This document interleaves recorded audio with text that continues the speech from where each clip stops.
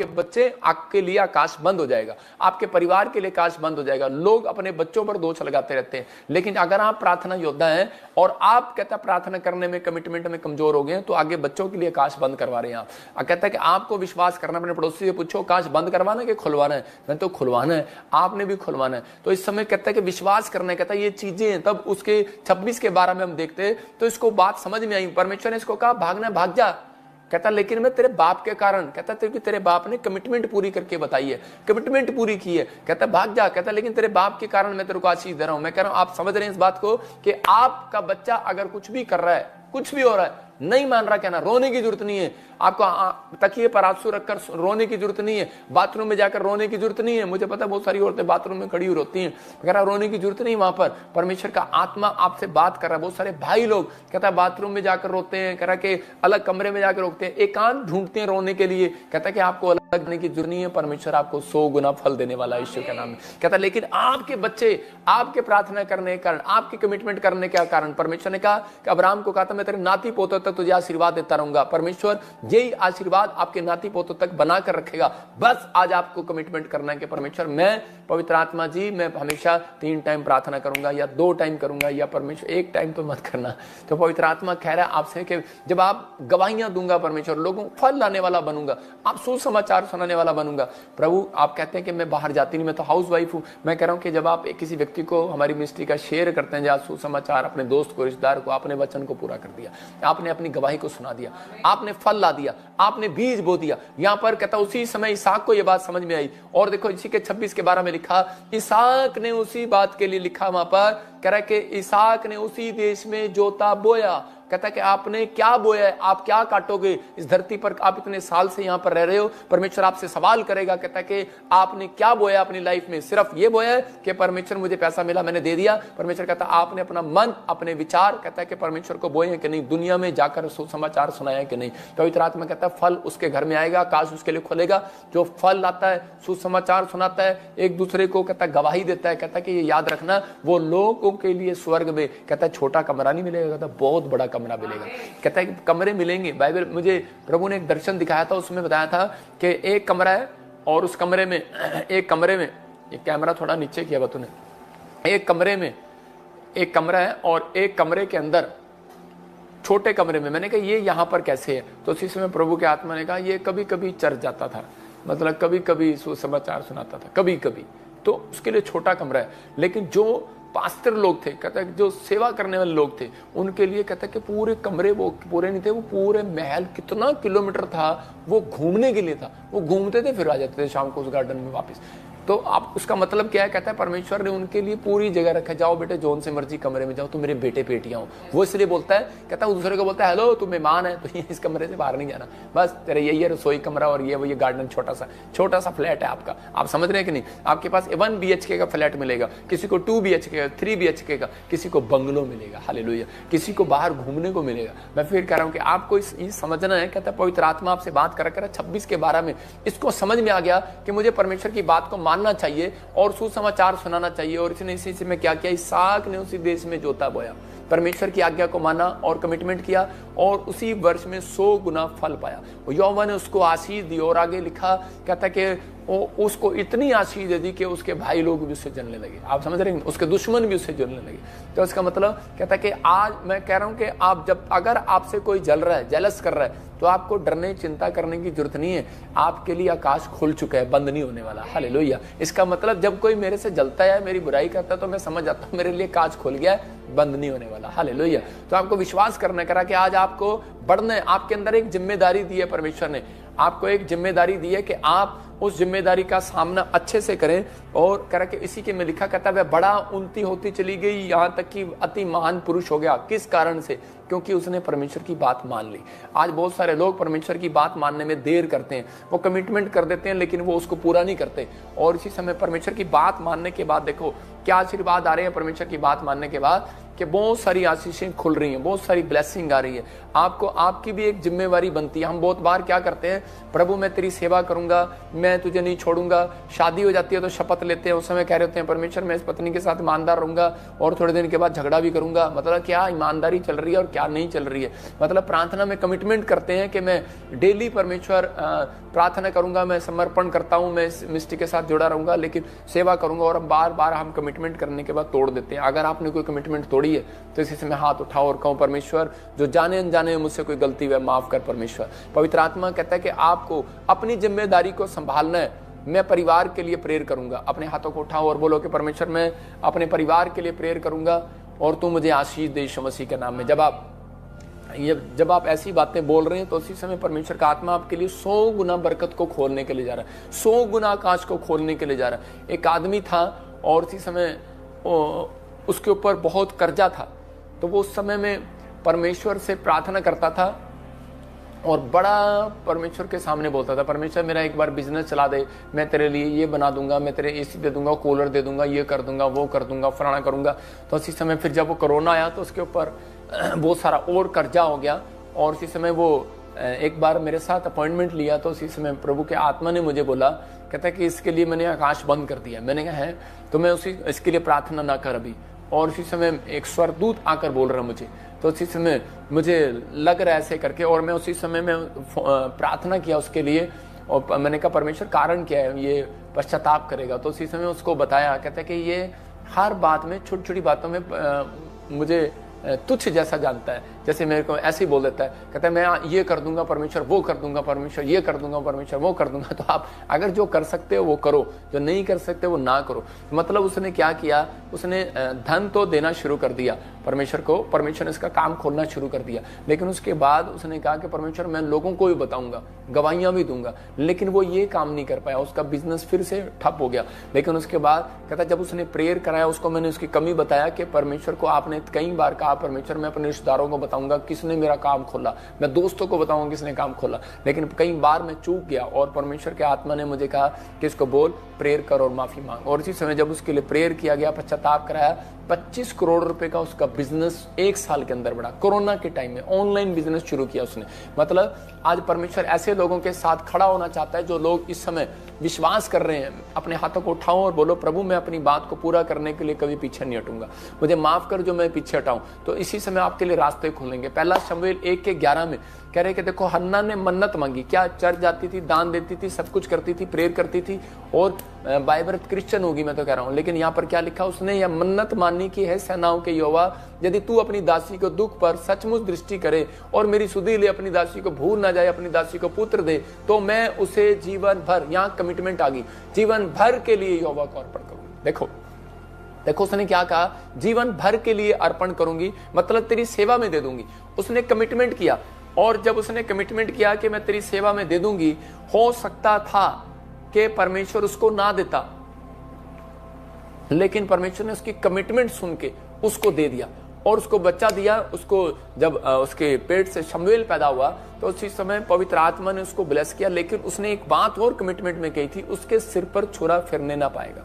पवित्र आत्मा मैं उसके सिर पर छुरा फिरने न दूंगी, उसे शराब पीने न दूंगी, उसे बाल कटवाने न दूंगी। उसने मतलब कि केयर करने की जिम्मेदारी खोद ली थी। और उसी समय आज बहुत सारे लोग जो हैं इन बात को समझ नहीं पाते, इसलिए उनके बच्चे नशे में चले जाते हैं। मसीह लोगों के बच्चे आवारा हो जाते हैं। ज्यादातर आपको मसीह लोगों के बच्चे आवारा मिलेंगे आपको, कई लोगों के, मैं हर एक व्यक्ति के बच्चे नहीं कह रहा हूं, कई लोगों के आपको। अगर आप इस बात का ध्यान रखें, अगर आज आपने कहा परमेश्वर, जो हो सकता था हन्ना उस कमिटमेंट से भाग जाती और कहती कि जब बच्चा हो गया तो छोड़ना, अब कौन सेवा में दे उसे, लेकिन जब इसने उस कमिटमेंट को पूरा किया, बच्चा दिया, और उसके बाद कहता है उसको देखो क्या हुआ, इसी के 2:21 को पढ़ते हैं तो वहां पर लिखा इसको 3 बेटे और 2 बेटियां और होगी। इसका मतलब 5 बेटे और दे दिए परमेश्वर ने। इसका मतलब हमारा परमेश्वर मल्टीप्लाई करने वाला परमेश्वर है, वो घटाने वाला परमेश्वर नहीं है। लेकिन कब, जब इस औरत ने अपने आप के अंदर ये बात रखी कि फिर से हम 1:11 में जाते हैं, इसने कहा कि हम मन्नत मांगी और 1:11 में, और इसी समय परमेश्वर के आत्मा ने उसको कहा, कह रहा कि सिर पर छुरा फिरने ना पाएगा। इसने दूसरी कमिटमेंट भी की। पहली कमिटमेंट तो इसने पूरी कर ली कि अर्पण करूंगी यहोवा के लिए जीवन भर, इसने पहली अंदर पूरी कर ली। लेकिन जब बच्चा हो गया तो देखो इसने अपने बच्चे का ध्यान रखा कि इसने उसको दूध पिला के बिल्कुल बड़ा करके, कि वो जब वो समझ गया कि मुझे परमेश्वर के घर जाना है, उसको तैयार किया। इसकी जिम्मेवारी थी। इसने ये नहीं किया कि दूध पिलाते वक्त ले बच्चा हो गया और मेरे से दूध, आजकल दूध नहीं पिलाया जाता तो इसी समय बच्चा रोता रहता है, वहाँ वहाँ चल जाना पास्टर सांभेगा, जाना भाई कोई और सांभेगा, जाओ भाई चर्च में दे दो, जाओ भाई वहां दे दो, जाओ भाई मन्नत मांगी थी दे दो भाई। आप समझ रहे हैं? इसने वैसा नहीं किया। इसने क्या किया, उसको मेरे बाप परमेश्वर है, हालेलुया। इसने कहा बेटे हमें अपने सिर पे छुरा नहीं फेरना। इसने बेटे मतलब कि उसको पाला पोसा बड़ा किया और कहता है कि परमेश्वर के घर में लेकर आए। मतलब आप समझ रहे हैं? और ये परमेश्वर की इच्छा है कि आप लोग कमिटमेंट तो कर देते हैं कि परमेश्वर अगर मेरा बेटे की नौकरी लग गई तो मैं परमेश्वर ये करूंगी, अगर तुम मुझे बेटा दे दे तो मैं ये करूंगी। लेकिन हो जाता है, एक बार एक औरत थी, एक्टर थी वो, मैं उसका नाम नहीं लेना चाहता, कि वो मेरे चर्च में आई थी। तो उसी समय उसने परमेश्वर को कहा कि परमेश्वर मैं एक एक्टर हूं और मुझे बच्चा नहीं है, मुझे बच्चा दे, बच्चा दे। और परमेश्वर ने उसको बच्चा दे दिया। और बच्चा देने के बाद उसने बड़ी बड़ी वादे किए थे, बड़े बड़े कुछ किए थे, तेरी सेवा में दे दूंगी। और उसके बाद आई और वो रोने लगी। वो कहती कि मेरा बच्चा ना शराबी निकल गया। मैंने कहा ये कैसे निकला? कहती मैंने कहा उसको कहीं बीटीएच करा, कहीं सेवा में डाल दे।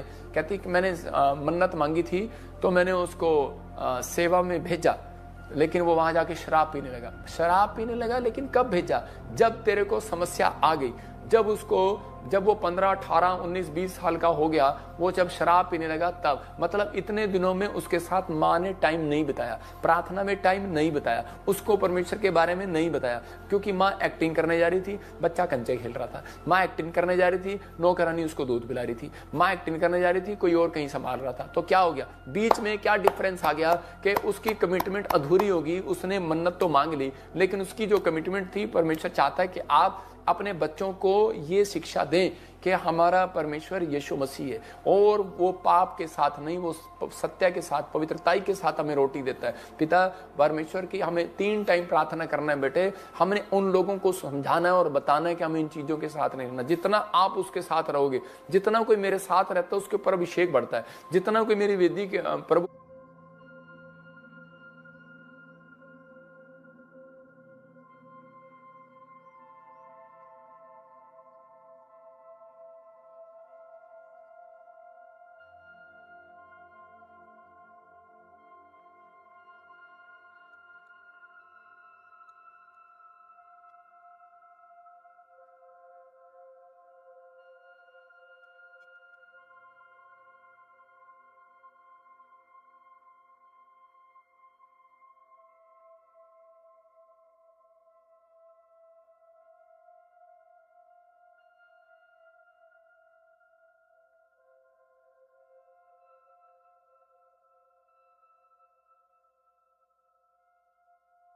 की वेदी के पास प्रार्थना करने आएगा, उसके ऊपर अभिषेक बढ़ेगा। जितना कोई कहता है कि बच्चा माँ के पास रहेगा, उसके ऊपर उसके वो गुण उसके ऊपर आएंगे। आप समझ रहे हैं कि नहीं? तो वो गुण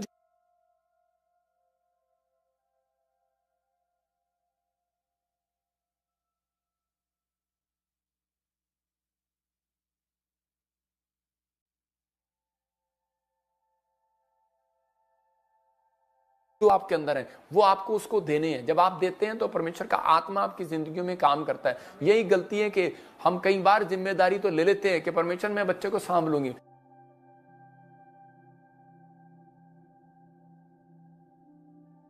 परमेश्वर मैं बड़ा काम करूंगी, पवित्र आत्मा तू मुझे एक बार नौकरी दे, मैं परमेश्वर मैं इस नौकरी को सांभ लूंगी, परमेश्वर तू मुझे अनॉइंटिंग दे, मैं सेवा करना चाहती हूँ, प्रॉफिट बनना चाहता हूँ, तो परमेश्वर तू मुझे सेवा करने दे, परमेश्वर मैं सांभ लूंगा। मैं कह रहा अभिषेक को लेना आसान है, संभालना बहुत मुश्किल है। आप समझ रहे हैं? तो इसका मतलब जैसे कि आप समझ रहे हैं कि करोड़ों रुपया आपको लेना, अरबों रुपया लेना, लोन लेना बहुत आसान है सरकार से, लेकिन उसको सामना और चलाना और रखना बहुत मुश्किल है। इसका मतलब आपको ये चीज अपनी कमिटमेंट को से पीछे नहीं हटना। कहता है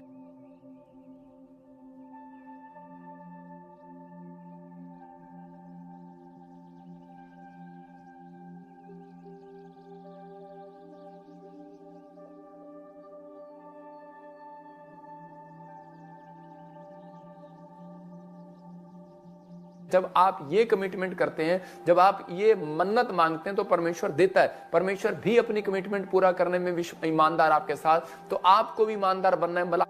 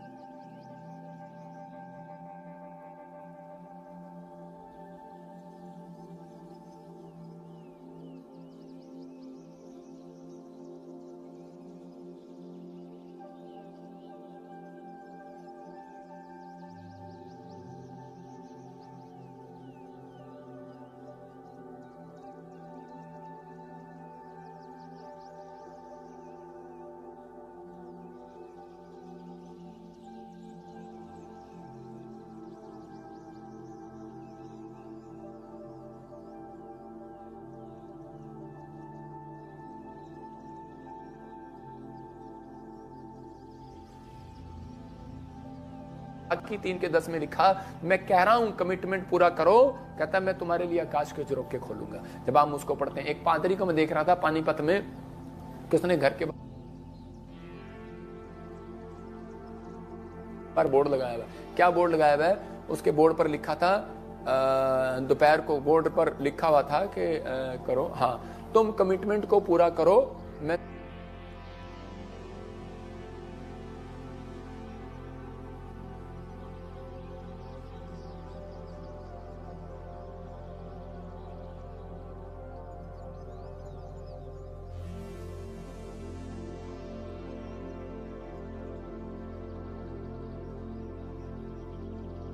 तुम्हारे लिए दरवाजा खोलूंगा। मैं उसके वहां पर गया, लिखा वो, मैं नाम लूंगा कौन से वो पुराने जो मतलब किसी बाहर के चर्च का मेंबर था फॉरेन के, तो वहां लिखा ऐसे करके कि तुम कमिटमेंट को पूरा करो, तुम कमिटमेंट को पूरा करो तब मैं तुम्हारे लिए दरवाजा खोलूंगा। मैं उस व्यक्ति से पूछा तो वो कहता है कि जो दशमांश नहीं देते ना मेरे चर्च के लोग, कहता है उनके लिए लिखे है। तो मैं उससे भी बताना चाहता हूं कि सेवा कर